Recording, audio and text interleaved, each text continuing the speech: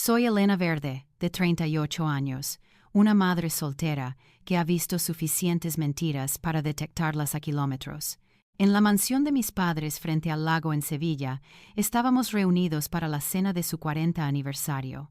Mi padre levantaba una copa, todo encanto y sonrisas. Mi madre actuaba como la anfitriona perfecta, sirviendo vino. Mi hermana, pegada a su teléfono, apenas levantaba la vista. El amigo de la familia al otro lado de la mesa no dejaba de mirar a mi hijo. Entonces sucedió. Mi hijo, sentado a mi lado, deslizó una nota por debajo de la mesa. Su mano temblaba.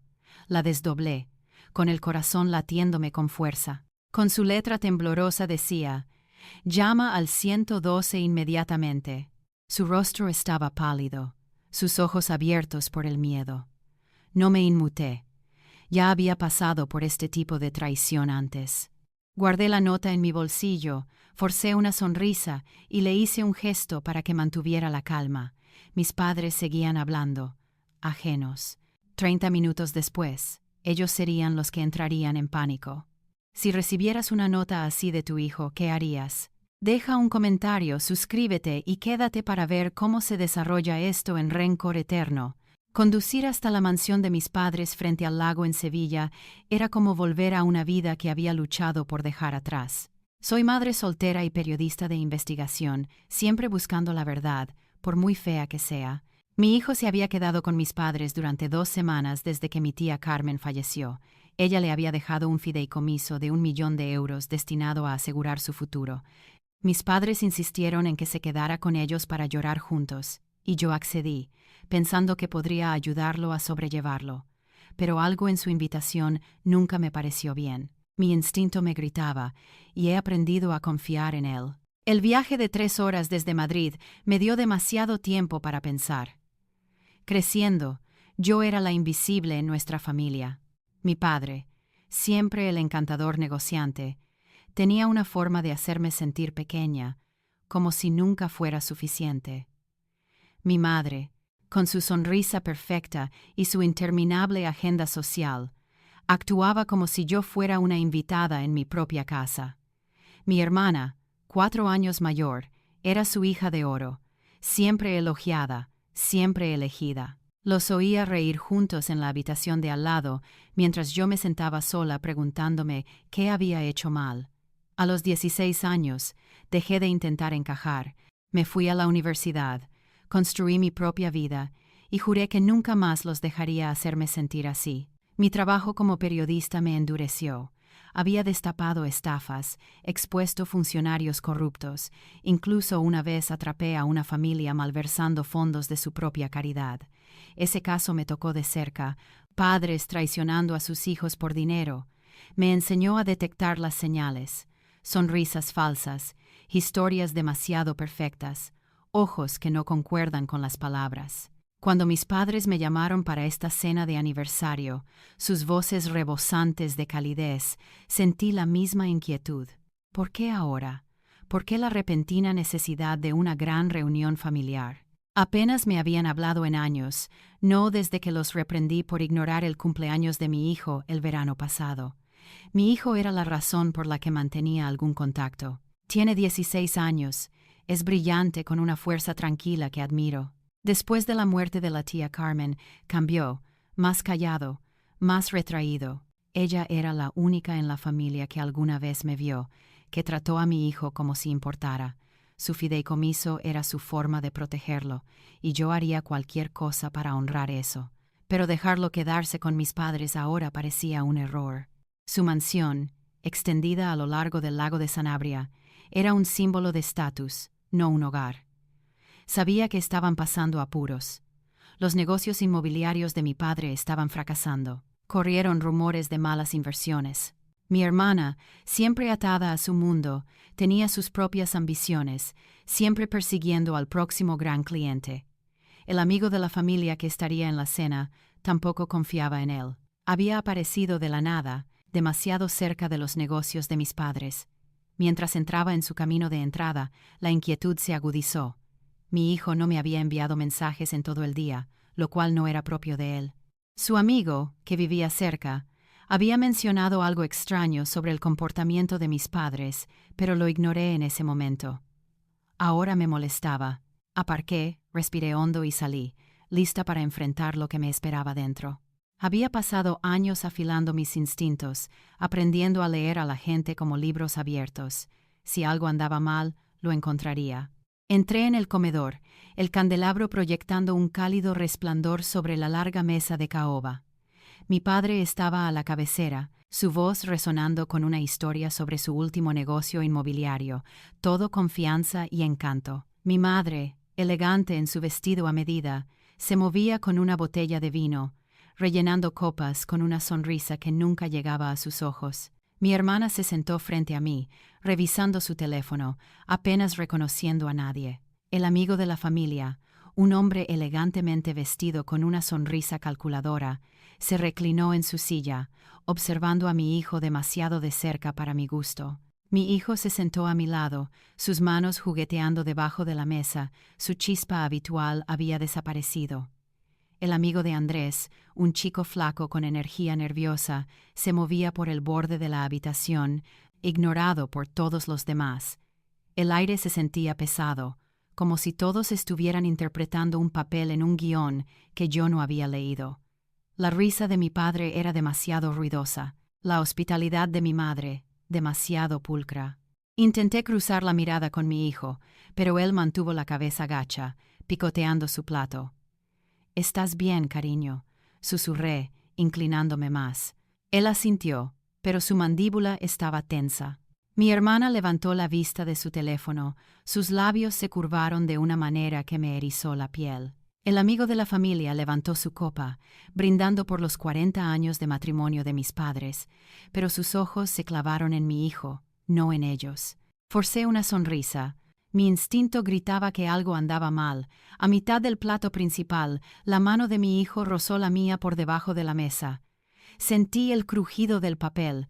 Mi corazón dio un vuelco, pero mantuve mi rostro neutro, asintiendo mientras mi padre divagaba sobre los valores de las propiedades. Deslicé la nota en mi regazo, desdoblándola con cuidado. Con la letra temblorosa de mi hijo, decía: «Llama al 112».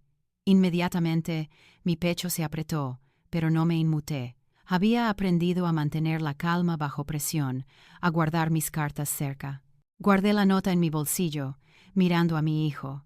Sus ojos estaban muy abiertos, suplicantes, su rostro pálido, como si no hubiera dormido en días.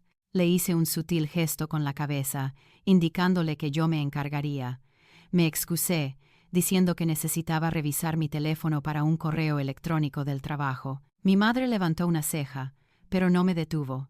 Me deslicé en una habitación de invitados al final del pasillo, cerrando la puerta con llave detrás de mí. Mis manos estaban firmes, pero mi mente corría. ¿Por qué el 112? ¿Qué había visto u oído mi hijo? Saqué mi teléfono y vi un nuevo mensaje del amigo de Andrés, enviado hace solo unos minutos. «Algo anda mal». Decía: «Escuché a tus padres y al hombre hablar sobre unos papeles de fideicomiso anoche. Mantuvieron a tu hijo en una habitación de arriba durante horas. No confío en ellos». Mi estómago se revolvió. El fideicomiso, el regalo de Carmen a mi hijo, se suponía que era intocable. ¿Iban tras él? Me apoyé en la pared, armando el rompecabezas.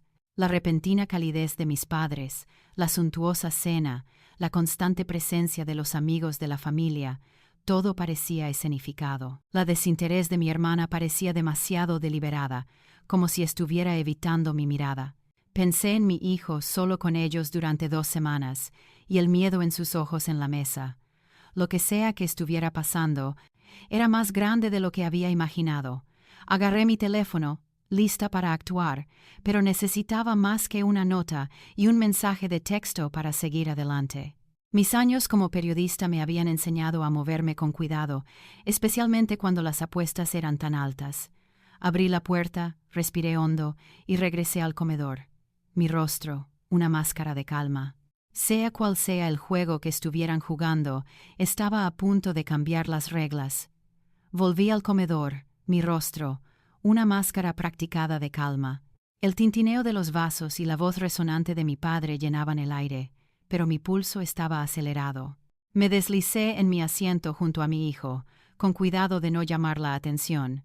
Mi madre estaba dando vueltas a la mesa, ofreciendo postre, su sonrisa tan pulcra como siempre. Mi hermana seguía pegada a su teléfono, pero sus ojos se desviaban hacia mi hijo de vez en cuando. El amigo de la familia se inclinó hacia adelante, su voz suave, mientras le preguntaba a mi hijo sobre la escuela, demasiado interesado para mi gusto. Andrés se sentó rígido, con las manos fuertemente entrelazadas en su regazo, evitando la mirada del hombre. El amigo de Andrés permanecía cerca de la puerta, observando la habitación como si esperara que algo sucediera. Necesitaba respuestas, pero no podía actuar precipitadamente. Años de seguir pistas como periodista me habían enseñado a moverme con cuidado, especialmente cuando las apuestas eran tan altas. Mi teléfono se sentía pesado en mi bolsillo, la nota de mi hijo quemando un agujero en mi mente. Me excusé de nuevo, esta vez dirigiéndome al estudio al final del pasillo, alegando que tenía una llamada de trabajo rápida. Mi padre me despidió con un gesto, demasiado absorto en su propia historia para importarle. Cerré la puerta del estudio con llave y marqué a Tomás, un detective con el que había trabajado en un caso de fraude el año pasado. «Tomás, soy Elena», susurré, manteniendo la voz baja. «Estoy en casa de mis padres en Sevilla. Algo anda mal. Mi hijo está asustado, y tengo un dato sobre un amigo de la familia llamado Ricardo, de unos 40 y tantos, asesor financiero. ¿Puedes hacerle una verificación rápida?» Creo que está relacionado con algo turbio de mis padres. Tomás no hizo preguntas. Sabía que no llamaba a menos que fuera grave. «Dame 20 minutos», dijo. «Mantente a salvo». Colgué, mis manos firmes pero mi pecho apretado. Necesitaba regresar antes de que alguien notara que me había ido demasiado tiempo. Regresé a la mesa, forzando una carcajada ante la última anécdota de mi padre sobre un negocio inmobiliario. Pero entonces lo vi. Mi madre había deslizado una pila de papeles delante de mi hijo, su mano descansando en su hombro. «Solo un poco de papeleo, cariño», dijo, su voz goteando calidez. Mi hermana dejó el teléfono, inclinándose más. Su sonrisa afilada. «Es para tu futuro», añadió, su tono casi convincente. Los ojos de Andrés se dispararon hacia mí, el pánico cruzando su rostro. Los papeles eran gruesos, de aspecto legal, con palabras como fideicomiso y beneficiario, llamando mi atención. Mi estómago se retorció. Estaban tratando de que firmara su fideicomiso, el regalo de Carmen, allí mismo en la mesa. Alargué la mano para coger mi vaso de agua, ganando tiempo para pensar. «¿De qué va esto?», pregunté, manteniendo la voz ligera. Mi madre hizo un gesto de desaprobación. «Solo algunos asuntos familiares, querida. Nada de lo que debas preocuparte». Los ojos de mi hermana se entrecerraron, como si me desafiara a resistir. El amigo de la familia observaba en silencio, su expresión indescifrable. Antes de que pudiera responder, el amigo de Andrés se acercó, fingiendo limpiar un plato. Su mano rozó mi brazo y sentí algo pequeño y duro. Una memoria USB. «Baño», murmuró apenas audible antes de desaparecer. Mi corazón latía con fuerza, pero mantuve la compostura, asintiendo ligeramente. Esperé unos minutos, luego me excusé de nuevo, diciendo que necesitaba refrescarme. En el baño, cerré la puerta con llave y conecté la memoria USB a mi teléfono. Era un archivo de audio con fecha de ayer. Le di a reproducir, y la voz de mi padre llegó baja y urgente. «El chico firma o estamos perdidos», dijo. La voz del amigo de la familia continuó. «Tengo los papeles listos. Una vez que firme el fideicomiso es nuestro, lo haremos parecer limpio». Se me heló la sangre. Estaban planeando robar el futuro de mi hijo y pensaban que podrían salirse con la suya. Guardé el archivo, mi mente acelerada. La comprobación de Tomás sobre el amigo de la familia ayudaría, pero esta grabación era oro. Necesitaba mantener a mi hijo a salvo y ganar tiempo hasta que tuviera suficiente para actuar. Tiré de la cadena del inodoro para cubrirme. Me lavé las manos y volví al comedor. Mi rostro era una pizarra en blanco. Mi hijo seguía mirando los papeles, con el bolígrafo en la mano, los nudillos blancos. Crucé su mirada, haciéndole un pequeño movimiento de cabeza. 20 minutos después de mi llamada, Oí el leve crujido de la grava fuera de la mansión. Mi corazón se tranquilizó. Tomás estaba aquí. Me quedé en la mesa, tomando mi café, mis ojos escaneando la habitación. Mi padre seguía contando historias de sus triunfos comerciales, sus gestos amplios y confiados. Mi madre se sentaba con aplomo, su sonrisa inquebrantable mientras pasaba una bandeja de pasteles. Mi hermana estaba de nuevo con su teléfono, sus dedos tecleando rápidamente, pero su postura era tensa como si percibiera un cambio. El amigo de la familia se reclinó. Sus ojos se dirigieron hacia la puerta principal. Su fachada de calma se resquebrajó lo suficiente para que yo lo notara. Mi hijo se sentó en silencio a mi lado, los papeles sin firmar todavía delante de él, sus manos apretadas debajo de la mesa. El amigo de Andrés se acercó, con las manos en los bolsillos, pareciendo nervioso pero decidido. El timbre sonó, agudo y discordante. La sonrisa de mi madre vaciló por una fracción de segundo antes de que se recuperara. «Yo abro», dijo, su voz demasiado brillante. Me quedé sentada, mis instintos de periodista activándose, observando cada movimiento. Tomás entró, con la placa en la mano, seguido de 2 agentes uniformados. «Buenas noches, señores», dijo, su tono profesional pero firme. «Hemos recibido un informe de actividad sospechosa. ¿Le importa si echamos un vistazo?» El rostro de mi padre se tensó, pero hizo un gesto con la mano. Todo encanto. «Por supuesto, oficial. Solo una cena familiar aquí». El teléfono de mi hermana golpeó la mesa con un suave golpe. Sus ojos se entrecerraron hacia mí. Mantuve mi expresión en blanco, sin revelar nada. Tomás asintió a los oficiales que comenzaron a moverse por la casa. Le hice un guiño a mi hijo para que mantuviera la calma. El amigo de Andrés se acercó, con las manos en los bolsillos, con aspecto nervioso pero decidido. «Señora Verde», dijo Tomás, dirigiéndose a mí en voz baja, «¿quiere explicarme esto?» Me puse de pie, llevándolo al estudio lejos de los demás. «Se trata del fideicomiso de mi hijo», dije, manteniendo la voz baja. «Carmen le dejó 1 millón de euros y creo que mis padres y su amigo están tratando de quitárselo. Tengo una grabación y el amigo de mi hijo los escuchó planearlo». La mandíbula de Tomás se tensó. «Veamos qué podemos encontrar», dijo, haciendo un gesto a un oficial para que nos acompañara. Los oficiales comenzaron en las habitaciones de arriba, revisando metódicamente cajones y armarios.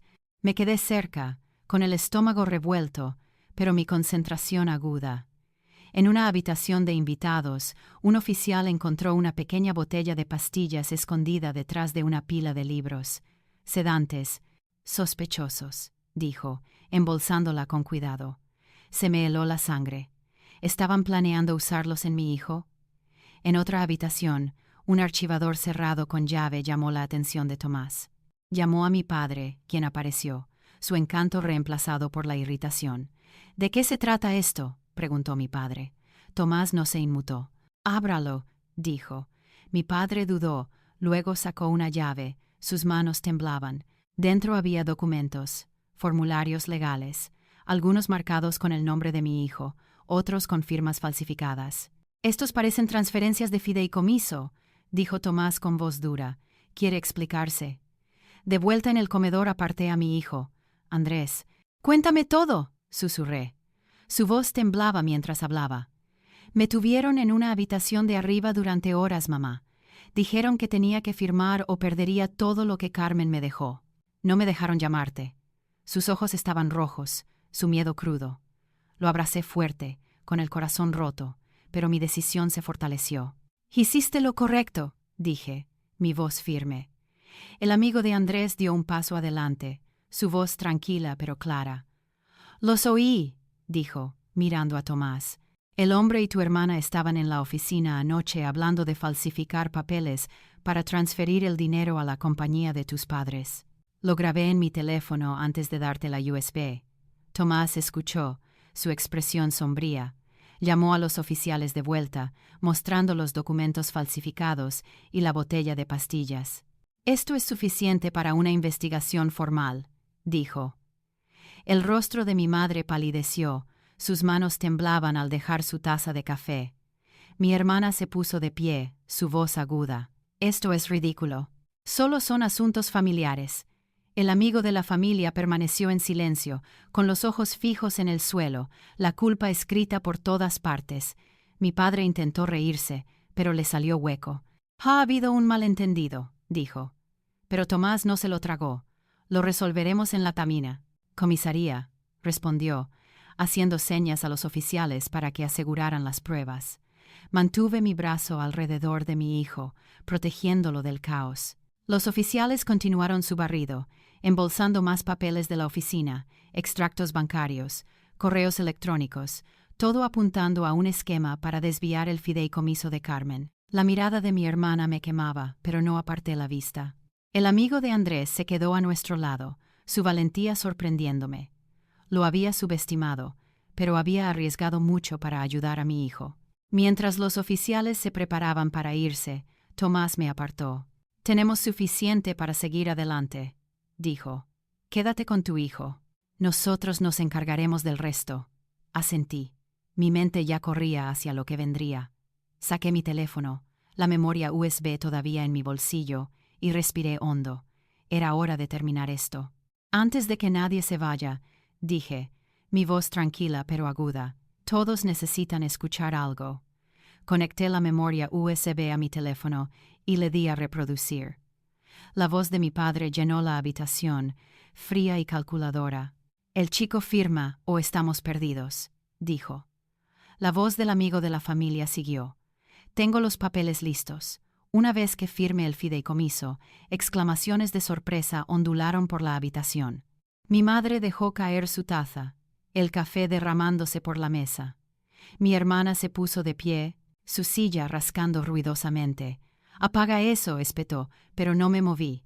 Tomás levantó una mano, indicándole que se sentara. La grabación continuó, detallando su plan para desviar el fideicomiso de mi hijo a su fallido imperio inmobiliario. El rostro de mi padre se puso rojo. «Eso está fuera de contexto», gritó, golpeando la mesa con el puño. «Solo era una charla de negocios». Lo miré fijamente, mi voz firme. «Negocios, papá. Encerraste a mi hijo en una habitación e intentaste obligarlo a renunciar a su futuro. Eso no es negocio, eso es robo». Los ojos de mi madre se abrieron, su voz temblaba.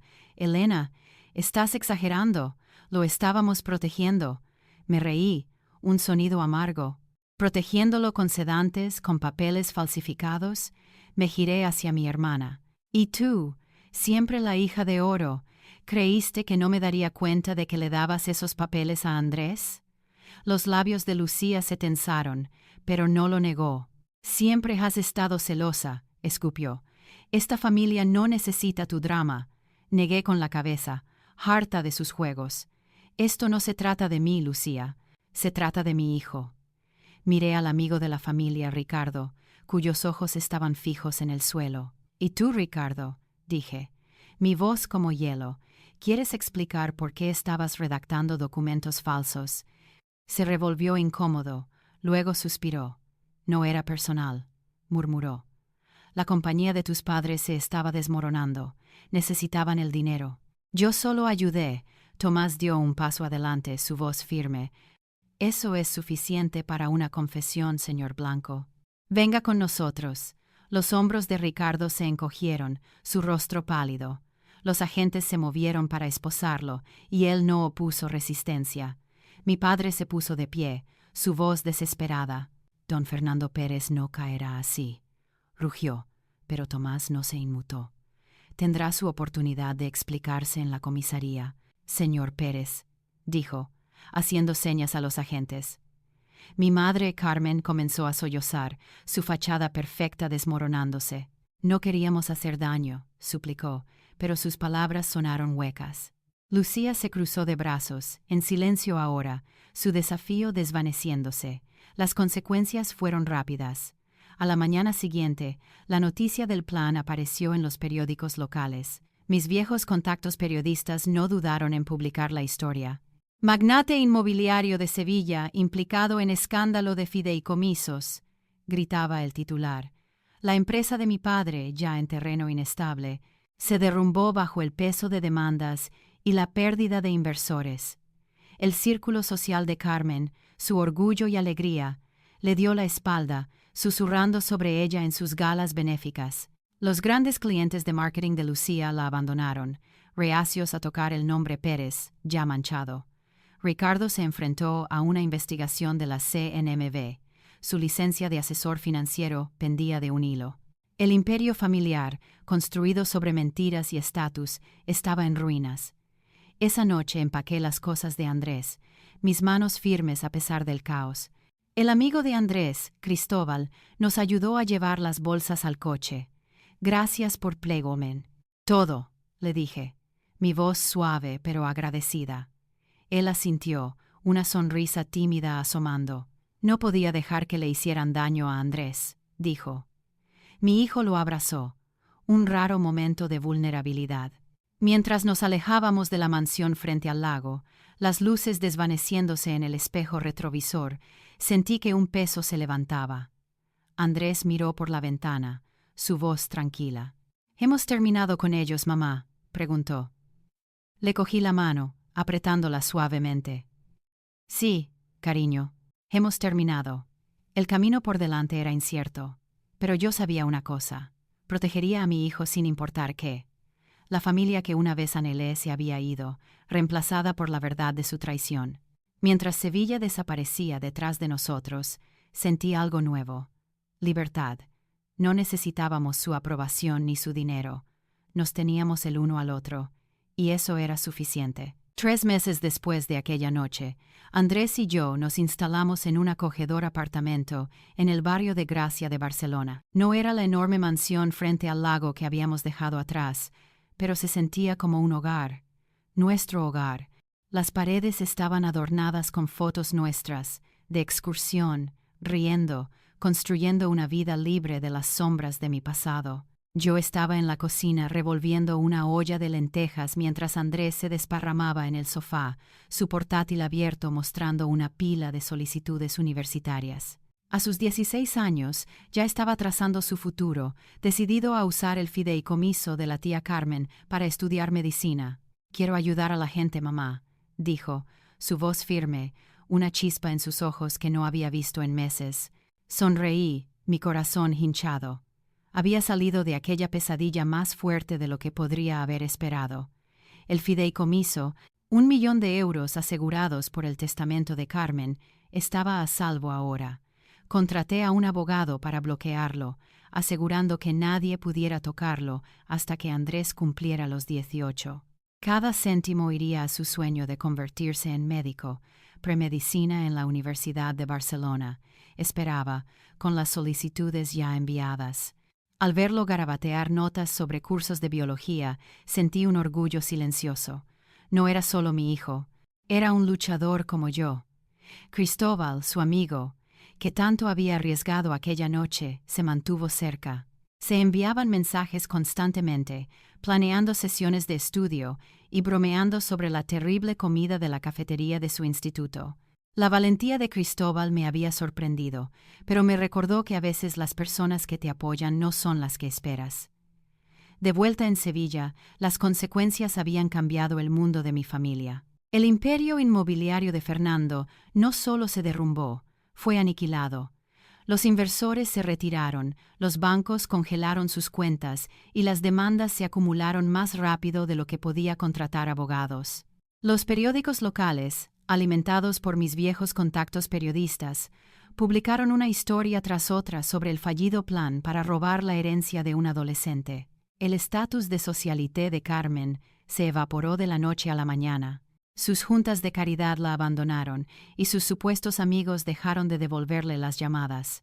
Me envió un correo electrónico, una divagante súplica de perdón, pero no le respondí. Lucía se enfrentó a su propia rendición de cuentas. Su empresa de marketing perdió a todos sus clientes importantes, su nombre demasiado tóxico para salvarlo. Llamó una vez, su voz aguda con reproches, pero la corté. «Tú tomaste tus decisiones», le dije entonces, y colgué. La carrera de Ricardo como asesor financiero había terminado. La investigación de la CNMV descubrió años de tratos turbios y su licencia fue revocada. Desapareció de los titulares. Un hombre roto. No me regocijé. Había pasado demasiados años buscando la verdad como para encontrar alegría en su ruina. Pero sentí una justicia tranquila. Habían intentado quitarle todo a mi hijo, y ahora no tenían nada. El fideicomiso era el futuro de Andrés, no su salvavidas. Mientras ponía la mesa para la cena, pensé en lo que realmente significaba la familia. Creciendo, había anhelado su aprobación, los raros asentimientos de Fernando, las fugaces sonrisas de Carmen, la ocasional amabilidad de Lucía. Pero nunca me habían protegido, no de la forma en que yo protegía a Andrés. La familia no es sangre. Me di cuenta de que son las personas que te apoyan, que luchan por ti, que te eligen. Andrés era mi familia. Cristóbal, a su manera, también se había convertido en parte de eso. Incluso Tomás, el detective, que había respondido a mi llamada sin dudarlo, me había mostrado más lealtad de la que mis padres jamás hicieron. Miré a Andrés ahora, debatiendo qué facultad de medicina tenía el mejor programa de investigación, y sentí que un peso se levantaba. Habíamos sobrevivido a la traición, las mentiras y un plan que podría habernos roto. Pero no nos rompimos. Construimos algo nuevo, algo nuestro. Si hay algo que he aprendido, es esto. Confía en las personas que te protegen, que aparecen cuando importa. No desperdicies tu corazón en aquellos que solo toman. La vida es demasiado corta para sonrisas falsas y promesas vacías. Abrázate fuerte a los que importan y deja ir al resto. Gracias por acompañarnos en nuestra historia hasta el final. Significa mucho compartir este viaje contigo. Si alguna vez has enfrentado una traición o has luchado por alguien a quien amas, deja un comentario. Me encantaría escuchar tus pensamientos. Dale al botón de suscribir, únete a nuestra comunidad y sigamos contando historias que importan.